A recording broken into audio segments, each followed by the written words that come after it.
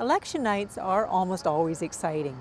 Candidates and incumbents gather with their friends and supporters to anxiously wait for the results.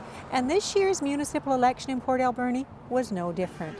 After the polls closed at 8 o'clock on November 15th, the council chambers here at City Hall were chock full of folks waiting for one woman, Davina Hartwell, to deliver the results. Hi everyone. So Mayor-elect with 1,891 total votes is Mike Rattan.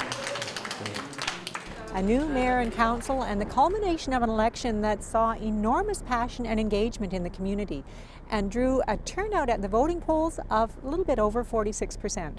I think the community was mostly frustrated with the way things were going on and all that, and I think having so many candidates running for election shows the frustration of how many people really want to be involved with politics.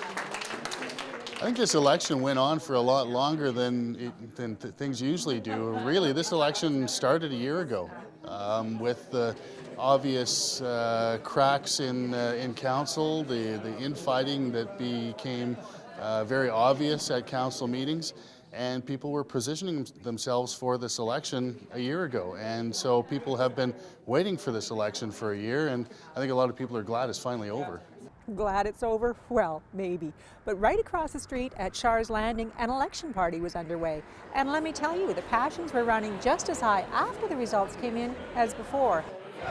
I think the biggest thing is that we had more qualified people who could do the job well in every area. Like, you know, having as many mayoral candidates running as we had, there was a handful of them that all could have done the job very well. A large field of qualified candidates, general dissatisfaction. There's probably a lot of reasons why this election generated so much interest. But according to at least some of the successful candidates, social media played a large part. People really took a lot more of an interest in social media this year, so it was nice to see that because I know we had a lot more young people involved, so that's great. There was a lot of conversations that went on in social media that weren't happening in the traditional media. A lot of it you wouldn't want to see in traditional media either, so it got kind of down and dirty in a lot of the social media sites. Well, there certainly are changes with only two incumbents returned to their seats.